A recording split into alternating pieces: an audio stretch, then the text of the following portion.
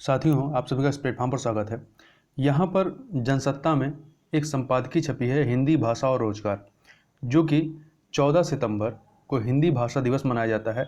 उसी के संदर्भ में हिंदी से संबंधित विभिन्न आयामों की इसमें चर्चा की गई है। यह संपादकीय आलोक रंजन पांडे जी के द्वारा लिखी गई है। तो चलिए इसको देख लेते हैं। देश भर में 14 सितंबर को हिंदी दिवस मनाया जाता है। सन 1949 में अर्थात 14 सितंबर 1949 को हिंदी को भारतीय संविधान में राजभाषा का दर्जा मिला था। तो ये फैक्ट याद रखिएगा कि 14 सितंबर को हिंदी दिवस क्यों मनाते हैं। इसी कारण हम हर साल आज के दिन हिंदी को कुछ ज़्यादा ही याद करते हैं, क्योंकि हिंदी दिल की भाषा है, संवेदना की भाषा है, जीने की भाषा है, संस्कृत की भाषा है, समाज को जोड़ने की भाषा है, मातृभाषा है। इसलिए ऐसी भाषा के लिए केवल एक दिन कैसे हो सकता है। जिस तरह एक घर में माँ के बिना घर, परिवार और उस घर के बच्चे अधूरे हैं, उसी तरह हिंदी भाषा के बिना भारत और भारतीयता अधूरी है। इस अधूरेपन को दूर करने के लिए हमें हिंदी में जीना होगा, और वह भी दिखावे के लिए नहीं बल्कि उसे दिल से जोड़ना होगा। आज के समय में किसी भाषा या बोली के जीवित रहने के लिए मात्र साहित्य की नहीं बल्कि उसे व्यवसाय, विज्ञान और रोजगार की भाषा बनाने की भी जरूरत होती है। जो भाषा सामान्य मनुष्य को रोजगार नहीं दे पाती, वह धीरे धीरे एक संकुचित दायरे में सिमटती जाती है। अंग्रेजी के अंतर्राष्ट्रीय भाषा होने के सबसे बड़ा कारण व्यवसाय है। शौकिया रूप से किसी भाषा को सीखने वाले बहुत ही कम लोग होते हैं। अधिकतर लोग किसी न किसी व्यावसायिक कारण से ही किसी अन्य भाषा को सीखते हैं। आज हिंदी भाषा और साहित्य को वैश्विक रूप प्राप्त हुआ है।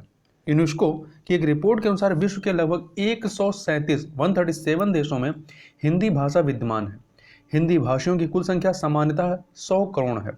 नेपाल, चीन, Singapore, Burma, Sri Lanka, Thailand, Malaysia, Tibet, Bhutan, Indonesia, Pakistan, Bangladesh, Maldives आदि ऐसे देश हैं जिनमें से अनेक बृहत्तर भारत के अंग थे। यहाँ हिंदी भाषी परिवार पीढ़ी दर पीढ़ी निवास कर रहे हैं। नेपाल की भाषाएं हिंदी की विभाषाएं ही हैं। वर्मा और भूटान की स्थिति तो कुछ ऐसे ही है। पाकिस्तान और बांग्लादेश में जो उर्दू और बांग्ला प्रचलित है, ये उन्हें यदि देवनागरी में लिखा जाए तो वह हिंदी से भिन्न प्रतीत नहीं होंगी। उसी प्रकार से जावा, सुमात्रा और इंडोनेशिया में जो उर्दू बोली जाती है, उसे देवनागरी में लिखा जाए तो वह हिंदी ही है। दुबई की अधिकांश जनता न केवल हिंदी समझती है बल्कि बोलती भी है। विज्ञान और तकनीक के युग के साथ हिंदी कदम ताल करती दिखाई दे रही है। जब भी भाषा का विस्तार और विकास होता है, तब उसमें एक दृष्टि और जुड़ जाती है, और वह है रोजगार की संभावना। आज हिंदी भाषा के बढ़ते चलन और वैश्विक रूप ने रोजगार की अनेक संभावनाओं को उजागर किया है। इसकी विविध क्षेत्रों में स्वीकृति और प्रयोजनीयता बढ़ने से नई दृष्टि से हिंदी को देखा जा रहा है। निश्चित ही इस दृष्टि में बाजार का बहुत बड़ा योगदान है। ज्ञानार्जन की अभिलाषा के कारण अनुवाद प्रौद्योगिकी का, टेक्नोलॉजी का विकास हो रहा है। भारतीय संविधान द्वारा खड़ी बोली को राजभाषा स्वीकार किए जाने के साथ हिंदी का परंपरागत स्वरूप और अध्ययन व्यवहारिक हो गया है। हर जीवित भाषा में वैज्ञानिक, तकनीकी और उद्यमिता की संभावनाएं होती हैं। उसकी प्रयोजनीयता की भी संभावनाएं होती हैं। यह संभावनाएं हिंदी में भी हैं। हिंदी में आज कई तरह से रोजगार के मौके सामने आए हैं। सभी सरकारी अधिकारियों को दफ्तरों में अंग्रेजी के साथ साथ हिंदी का उपयोग अनिवार्य बनाया गया है। आदेश, नियम, अधिसूचना, प्रतिवेदन, प्रेस विज्ञप्ति, निविदा, अनुबंध व विभिन्न प्रारूपों को हिंदी में बनाना और जारी करना अनिवार्य है। इसका सीधा सा अर्थ है कि केंद्र सरकार व राज्य सरकारों के सभी विभागों, उप विभागों में हिंदी अधिकारी, अनुवादक, प्रबंधक, उप प्रबंधकों के रूप में रखे जा रहे हैं। सभी राष्ट्रीयकृत बैंकों में हिंदी अधिकारी के पद बनाए गए हैं। निजी क्षेत्र में भी बैंकिंग कारोबार बढ़ाने के लिए उपनगरों व ग्रामीण इलाकों में स्थानीय लोगों को भर्ती कर उन्हें स्थानीय भाषा में काम करने के लिए प्रशिक्षित किया जा रहा है। इसके अलावा अनुवाद आज सबसे बड़ा रोजगार बनता जा रहा है।